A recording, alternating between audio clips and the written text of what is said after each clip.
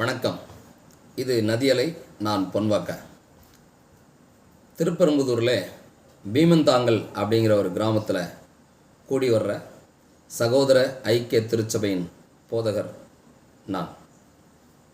ஒரு முக்கியமான விஷயத்தை இந்த ஊடகங்களின் வாயிலாக சொல்ல வேண்டும் என்று விரும்புகிறேன். எத்தனையோ முறை சகோதர சபைகளின் மத்தியிலே என்னுடைய நியாயத்தை குறித்து நான் குரல் கொடுத்தேன். அதை கேட்பதற்கு ஆள் இல்லை. நிர்விசாரமான அவர்களுடைய செவிகளிலே நீதிக்கான என் குரல் ஒலிக்கவே இல்லை. ஒரு பழமொழி சொல்லுவாங்க இல்லையா, செவிடன் காதிலே சங்கு ஊதினது போல. என்னுடைய ஆதங்கத்தை எல்லாம் நான் கொட்டின பிறகும் அதை கேட்பதற்கு ஆள் இல்லை என்பதனால் ஓராண்டுக்கும் மேற்பட்டு ஏறக்குறைய 1.5 ஆண்டு காலம் கழித்து பொதுவெளியிலே இதை நான் சொல்ல துணிந்து விட்டேன். கொஞ்சம் மனசுக்கு வருத்தமாக தான் இருக்குது. இது சபைகளை குறித்து, அதுவும் சகோதர சபை குறித்து எப்படிப்பட்ட ஒரு கருத்தை பொதுவெளியிலே இது கொண்டு போய் சேர்க்குமோ, நாம் கொஞ்சம் பொறுமையாகவே இருந்து விடுவோம் என்றெல்லாம் எண்ணி இந்த 1.5 ஆண்டு காலத்தை நான் கழித்து விட்டேன். ஆனால் நாளுக்கு நாள் இது நிலைமை மோசமடைந்திருக்கிறது.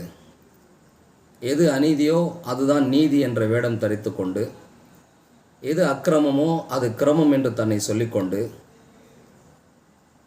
தான் தோன்றிகள் தங்களைத்தாங்களே சபை என்று அறிவித்துக் கொள்ளுகிற பொழுது, முறைப்படி ஆரம்பிக்கப்பட்ட திருச்சபை எங்கோ ஒரு மூலையில் ஒதுக்கப்படுகிற பொழுது, ஒருவேளை சகோதர சபைகளின் மத்தியில்தான் இந்த நீதிக்கான குரல் எடுபடவில்லை என்றாலும், பொதுவான கிறிஸ்தவர்கள், கொஞ்சமேனும் சத்தியத்தை அறிந்தவர்கள் ஆங்காங்கே இருப்பீர்கள். அவர்களுக்கு இந்த உண்மை தெரிய வேண்டும், அல்லது அவர்களாவது இந்த உண்மைக்காக குறைந்தபட்சம் சரிதான், நீங்கள் சொல்வது சரிதான் என்று யாரேனும் சொல்லிவிட மாட்டார்களா என்கிற ஒரு அங்கலாய்ப்போடு இதை பேசுகிறேன். 95ஆம் ஆண்டு நான் ரட்சிக்கப்பட்டேன். அது ஒரு சபையில். அதன் பிறகு 2000ஆவது ஆண்டு நான் வேறொரு சபைக்கு சென்று விட்டேன். ஒரு சில காரணங்கள். அந்த 2000ஆவது ஆண்டு நான் சென்ற சபை ஒரு குறிப்பிட்ட இடத்துல இருந்தது. அதன் பிறகு அந்த இடத்துல சபை நடத்த முடியாத ஒரு சூழ்நிலையில் அவர்கள் வேறு இடத்துக்கு போய்விட்டார்கள். அப்படி போன இடம்தான் தரமணி. தரமணி கிறிஸ்தவ சபையில் நான் அங்கம். அதாவது முதல்ல திருவல்லிக்கேணியில் இருந்தது. திருவல்லிக்கேணி பகுதியிலே நாங்கள் சபை கூடி வந்த அந்த இடத்தை காலி செய்ய வேண்டிய ஒரு சூழல் ஏற்பட்ட போது, திருவல்லிக்கேணியில் கூடி வந்த சபை தரமணி பகுதிக்கு இடம் மாறியது. திருவல்லிக்கேணி சபை தரமணி சபை இரண்டும் ஒன்று தான். இப்போது அது தரமணி சபையாக இருக்கிறது. 2000ஆவது ஆண்டு முதல் இன்று வரை நான் தரமணி சபையோடு தொடர்பில் இருக்கிறேன். அதை குறித்து நான் விளக்கமாக சொல்லுகிறேன் பிறகு. 2000ஆவது ஆண்டு அங்கே போனேன். பிறகு 2005ஆம் ஆண்டிலே நான் திருப்பெரும்புதூருக்கு என் பணி நிமித்தமாக குடிபெயர்ந்தேன். திருப்பெரும்புதூர் என்பது நான் பிறந்த ஊர், என் தாயின் ஊர். இங்கே வந்த பிறகு இங்கு உள்ள ஒரு சபையில் ஒரு 1.5 ஆண்டு காலம் ஐக்கியப்பட்டேன். ஆனாலும் என்னுடைய தரிசனம், என்னுடைய அழைப்பு எல்லாம் வேறு. நாங்கள் ஏற்கனவே 2000ஆவது ஆண்டிலேயே காஸ்பல் அவுட்ரீச் மிஷனை தொடங்கி இருக்கிறோம். 26 ஆண்டுகளாக ஒரு அருட்பணி இயக்கத்தை தொடங்கி சில சகோதரர்கள் சிலரோடு இணைந்து அடியானும் பணிபுரிந்து வருகிறேன். இப்படியெல்லாம் இருந்தது. 2007ஆம் ஆண்டு திருப்பெரும்புதூர் பகுதியிலே நெமிலி சாலையிலே நாங்கள் ஒரு சபையை தொடங்கினோம். தரமணி சபையார் வந்து எங்களுக்கு அந்த சபையை தொடங்கி வைத்தார்கள். பிறகு 2016ஆம் ஆண்டிலே நான் முழு நேர ஊழியத்திற்காக ஒப்பு கொடுத்தேன். பாஸ்டராக என்னை ஆர்டினேஷன் பண்ணினார்கள் தரமணி சபையார் வந்து. என்னுடைய திருப்பெரும்புதூர் பகுதியில் நான் செய்த ஊழியம், என்னுடைய சாட்சி, என்னுடைய ஊழிய அழைப்பு, அதன் பிறகு ஊழிய அர்ப்பணிப்பு, அதைத் தொடர்ந்து நான் செய்த ஊழியம் எல்லாவற்றையும் தரமணி சபை அறியும். நான் ஏதோ என்னை நானே ஊழியன் என்று அறிவித்து கொண்டவனோ, அல்லது நானே ஒரு சபையை தொடங்கி இதுதான் சபை என்று சொல்லி கொண்டவனோ இல்லை. ஏன் இதை சொல்லுகிறேன் என்றால், இன்றைக்கு பலர் சபை எப்படி தொடங்க வேண்டும் என்றே தெரியாமல் தான் தோன்றிகளாக ஏற்பட்டு விட்டார்கள். சகோதர சபையினுடைய மிகப்பெரிய சாபக்கேடு. நாங்கள் தான் சத்தியத்தை அறிந்து கொண்டோம், சத்தியம் தெரிந்த சபை நாங்கள் தான் என்று சொல்லிக்கொள்கிற இந்த சகோதர சபையிலே சபை எப்படி தொடங்க வேண்டும் என்று தெரியாத தான் தோன்றிகள் 2 பேர் சேர்ந்து ஊழியக்காரருக்கோ அல்லது மூப்பருக்கோ எதிராக கலகம் ஏற்படுத்தி பிரிந்து போய் தனியாக ஒரு சபையை தொடங்கிடுவாங்க. அப்படி தொடங்கும்போது மற்ற சபையார் அவர்களை ஆதரிப்பார்கள். இது மிக மிக ஒரு இழிவான போக்கு, தவறான போக்கு. என் சபையை கட்டுவேன்னு கர்த்தர் சொன்னார், இயேசு கிறிஸ்து சொன்னார். இயேசு கிறிஸ்து இப்படி தான் ஒழுங்கீனமாக கட்டுவாரா? அல்லது இப்படி ஒழுங்கீனமாக கட்டப்படுற அந்த கூட்டத்துக்கு, அதை நான் சபை என்று கூட சொல்ல முடியாது, அந்த கூட்டத்துக்கு ஆதரவு அளிப்பாரா?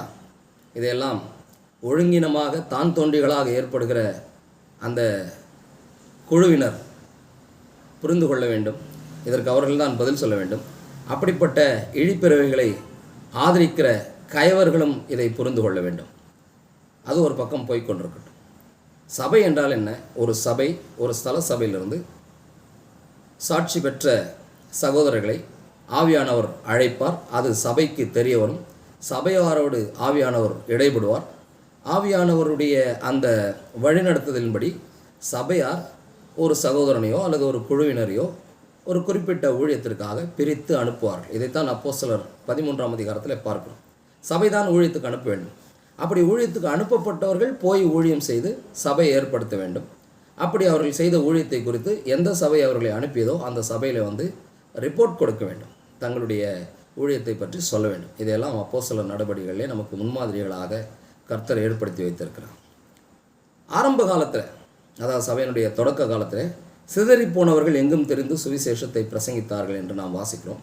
அப்பொழுது கூட சுவிசேஷத்தை பிரசங்கித்து தான் சபை தொடங்கப்பட்டதை தவிர, ஏற்கனவே இருக்கிற சபைக்குள்ளே ஆடுகளைப் போல ஓநாய்கள் புகுந்து அங்கிருக்கிற ஆடுகளை பட்சித்து மூப்பனை கடித்து குதறி அங்கிருந்து சில ஆடுகளை திருடி கொண்டு சென்று தங்களை ஒரு சபையாக அறிவித்து கொள்ளுகின்ற அந்த தான் தோன்றித்தனமான, கயமைத்தனமான, மிகவும் முரட்டாட்டமான, வேதத்துக்கு முற்றிலும் புறம்பான இந்த போக்கை எத்தனை நாள் நீங்கள் வேடிக்கை பார்த்து கொண்டிருக்க போகிறீர்கள்?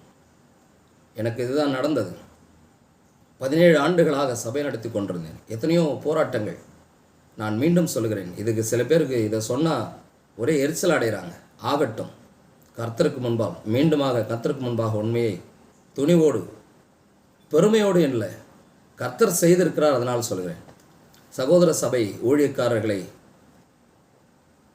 தாங்குவதற்கென்று சில அமைப்புகள் இருக்கின்றன. பொருளாதார ரீதியாக தாங்குவதற்கென்று சில அமைப்புகள் இருக்கின்றன, சில சிஸ்டம்ஸ் இருக்கின்றன.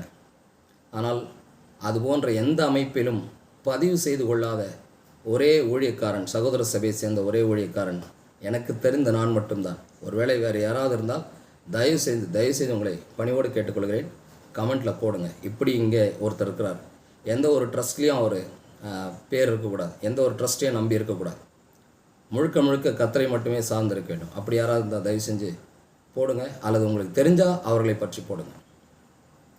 அப்போ இப்போ சில அமைப்புகளிலே பணம் வாங்கி கொண்டு எதையாவது ஒன்று செய்து கொண்டு பணக்காரர்களுடைய காலை வருடி கொண்டு அடிவரடிகளாக அவர்களுக்கு ஆமாம் சாமி போட்டுக்கொண்டு இருக்கக்கூடிய சில கயவர்கள், ஊழியக்காரர்கள் என்று இருக்கிறார்கள். அவர்களும் இப்படிப்பட்ட தான் தோன்றிகளை ஆதரிக்கிறார்கள். திருப்பெரும்புதூரிலே பீமந்தாங்கல் சபையிலே அடியான் தொடங்கின ஒரு சபை இருக்கிறது. அந்த சபை இப்பொழுதும் நடந்து கொண்டு இருக்கிறது. அதிலே ஒரு ஓநாய் ஒன்று உள்ளே புகுந்தது, ஆடுகளை பட்சித்தது. அந்த வரலாற்றை நான் பிறகு சொல்லுகிறேன், இங்கே விளக்கமாக சொல்ல முடியாது. இப்பொழுது அந்த ஓநாய் சொல்லுகிறது, நான் தான் சபையை நடத்துகிறேன், என் சபை தான் பெரிய சபை என்று. எப்படி பெரிய சபையாகிவிட முடியும்? கட்டடம் பெரியதாக இருந்தால் அது பெரிய சபையா? பெரிய மனிதனாக இருந்தால் மட்டும்தான் அவன் பெரியவன். சிறுபிள்ளைத்தனமாக இருக்கிறவன் ஒருபோதும் பெரியவனாக இருக்க முடியாது. அவனால் தொடங்கப்பட்ட சபைகள் எத்தனை, உடைக்கப்பட்ட சபைகள் இருக்கின்றன. அவனால் ஆதாயம் செய்யப்பட்ட ஆத்மாக்கள் எத்தனை, யார் காட்ட முடியுமா? எங்களை போன்ற ஊழியக்காரர்கள் நாங்கள் காட்டுவோம், எங்களால் ஆதாயப்படுத்தப்பட்ட ஆத்மாக்கள் இவர்கள் எல்லாம் என்று. உடைக்கிறவன் இன்றைக்கு உருவாக்குகிறவனைப் போல தன்னை உருவாக்கி கொண்டான்.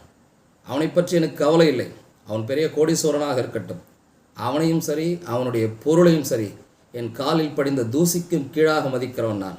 சாவியை கொடுத்து விட்டு வைத்துக்கொள் உன்னுடைய ப்ராப்பர்ட்டியை, நான் ப்ராப்பர்ட்டிக்கானவன் அல்ல என்று சொல்லி வெளியே வந்து விட்டேன். அவனை பற்றி எனக்கு பயமில்லை. அவன் என்னை பார்த்து அச்சப்படுவான். ஏனென்றால் அவனுக்கு உருவாக்க தெரியாது, உடைக்கத்தான் தெரியும். என்னுடைய கவலையெல்லாம் ஊழியக்காரர்கள் என்று சொல்லிக்கொள்ளுகிற பலர் அந்த ஓநாயின் காலை கழுவி குடிக்கிறார்கள். இந்த வார்த்தையை சொன்னதுக்காகத்தான் நிறைய பேர் எப்படி பிரதர் இப்படிலாம் சொல்வீங்க? எஸ், ஐ ரிப்பீட், அந்த பணக்காரனின் காலை கழுவி குடிக்கிற அடிமைகளாக இருக்கிறார்கள். அவர்களைத்தான் நான் மிகுந்த பயத்தோடு பார்க்கிறேன். இவர்களெல்லாம் எப்படி சபைக்கு போதிப்பார்கள்? இவர்கள் என்ன உண்மையை போதிப்பார்கள்? இவர்கள் என்ன விசுவாசத்தை போதிப்பார்கள்? இவர்கள் என்ன பக்தி வைராக்கியத்தை போதிப்பார்கள்? ஐயோ, இவர்களை நம்பி ஒரு கூட்டம் இருக்கிறது என்று அவனை குறித்து நான் சொன்ன பொழுது யாருமே கேட்டுக்கொள்ளவில்லை. நல்ல வேளையாக தரமணி சபையார் எனக்கு மிகுந்த ஒத்துழைப்பு தந்து அந்த கயவனை அடையாளப்படுத்தி அவனுடைய பெயரை எழுதி இவன் இந்த சபையை கெடுத்து கொண்டிருக்கிறான் என்று எழுத்துப்பூர்வமாக ஒரு கடிதம் கொடுத்தார்கள். அந்த கடிதத்தை நான் சகோதர சபைகள் மத்தியிலே சுற்றனுப்பிய பிறகும் இதை கேட்க நாதி இல்லை. இது மிகுந்த வருந்தத்தக்க செயல். ஆயினும் அவன் தன் வேலையை தொடர்ந்து கொண்டிருக்கிறான். எனக்கு இன்னமும் இடையூறு செய்து கொண்டிருக்கிறான்.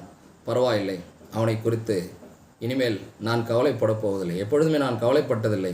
ஆனால் இந்த ஊரை பற்றியும் அவனை நம்புகிற மக்களை பற்றியும் அவனை பின்தொடர்கிற ஊழியக்காரர்கள் என்ற போர்வையில் இருக்கக்கூடிய கயவர்களை பற்றியும் எனக்கு கொஞ்சம் கவலை இருக்கிறது. சத்தியத்தை அறிந்தும் அநீதிக்கு துணை போகிறவர்களை கர்த்தர் பார்த்து கொள்வார் என்று விட்டுவிடலாம். ஆனால் சத்தியத்தை அறியாத மக்கள், அவன் பின்னாலே போகிறவர்கள் என்ன கதியடைவார்களோ என்கிற கலக்கம் எனக்கு இருக்கிறது. ஒருவேளை உங்களில் யாராவது இந்த விஷயத்தில் நீதியை கேட்க, நீதிக்காக குரல் கொடுக்க உங்களில் யாருக்கேனும் துணிவு இருந்தால் என்னை தொடர்பு கொள்ளுங்கள். இந்த வீடியோவை பார்த்து கொண்டிருக்கிற ஊர் மக்கள் உண்மையை புரிந்து கொள்ளுங்கள். முதலிலே இந்த ஊரிலே சபை தொடங்கினவன் யார்? என்னுடைய வாழ்க்கையில் நீங்கள் என்ன குற்றத்தை கண்டீர்கள்? இன்றைக்கு பணம் இருக்கிறது என்பதற்காக, பணம் தருகிறான் ஒருவன் என்பதற்காக, அல்லது ஏதோ சில நன்மைகளை செய்கிறான் என்பதற்காக அவன் பின்னால் போய்விட முடியுமா? பணம் கொடுப்பவன் பின்னால் போவதற்கு என்ன அர்த்தம் இல்லையா? ஒருவன் நீங்கள் உங்களுக்கு பணம் கொடுத்தால் அவன் பின்னால் போய்விடுவீர்கள் என்று உங்களை குறித்து ஒருவன் நினைக்கிறான் என்றால் அவன் உங்களை அவமானப்படுத்துகிறான் என்று பொருள். அப்படி அவனிடத்தில் பணமோ அல்லது வேறு ஏதோ உதவி வாங்கி கொண்டு அவனுடைய பக்கத்தில் நீங்கள் நிற்கிறீர்கள் என்றால் நீங்களே உங்களை அவமானப்படுத்தி கொள்ளுகிறீர்கள் என்று பொருள். தயவுசெய்து நீதிக்காக நில்லுங்கள், நேர்மைக்காக நில்லுங்கள். ஒருவன் தவறான முறையில் ஒரு சபையை தொடங்கி இருக்கிறதாக சொன்னால் அவன் எப்படி உங்களுக்கும் உங்கள் பிள்ளைகளுக்கும் சரியானதை போதிக்க முடியும்? நீதி இருக்கிறதா? நேர்மை இருக்கிறதா? உண்மை இருக்கிறதா? இவையெல்லாம் யாரிடத்தில் இருக்கிறது என்று பார்த்து அவர்களை பின்பற்றுங்கள். இதை பார்த்து கொண்டிருக்கிற மற்ற சபையார் அல்லது வேறு எங்கேனும் இது போன்ற நிகழ்ச்சிகள் நடந்தால் உங்களில் யாராவது ஒரு சபைக்கு போனால் அந்த சபை முறைப்படி தொடங்கப்பட்ட சபையா? கட்டடம் சபை கிடையாது. நிறைய பேர் இதான் சர்ச்சை நடத்திட்டு இருக்காங்க. கட்டடம் சபை கிடையாது, மக்கள் தான் சபை. ஒரு மேய்ப்பன் இருக்க வேண்டும், அந்த மேய்ப்பனோடு மந்தை இருக்க வேண்டும், அதுதான் சபை.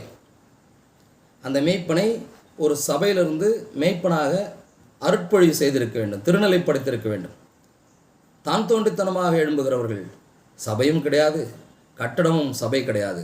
இந்த உண்மையை புரிந்து கொள்ளுங்கள். வேறு ஏதாவது விளக்கம் வேண்டுமானால் நீங்கள் என்னை தொடர்பு கொள்ளலாம்.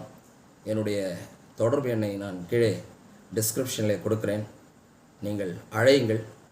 எந்த சபையாக இருந்தாலும், நீங்கள் ஒரு விசுவாசியாக இருந்தால், நீங்கள் போகிற சபை, உங்கள் போதகர் முறைப்படி ஊழியத்திற்கு ஒப்பு கொடுக்கப்பட்ட போதகரா? நீங்கள் போகிற சபை முறைப்படி தொடங்கப்பட்ட சபையா? அல்லது பிரிந்து போயோ அல்லது தான் தோன்றித்தனமாக தோன்றின சபையா? தான் தோன்றித்தனமாக போன சபையாக இருந்தாலும், தோன்றின சபையாக இருந்தாலும், பிரிந்து போய் ஆரம்பிக்கப்பட்ட சபையாக இருந்தாலும், அல்லது தன்னைத்தானே ஊழியத்துக்கு ஒப்பு கொடுத்து கொண்டவனாக இருந்தாலும், அவன் எப்படி உங்களுக்கு நன்மையை போதிப்பான், சரியானதை எப்படி போதிப்பான்? தயவுசெய்து அப்படிப்பட்ட கயவர்களை விட்டு விலகுங்கள். கர்த்தர் வருகிற காலம் சமீபமாக இருக்கிறது. உண்மையின் பக்கம் நில்லுங்கள் என்று கூறி இந்த வீடியோவை நான் நிறைவு செய்கிறேன். நன்றி, வணக்கம்.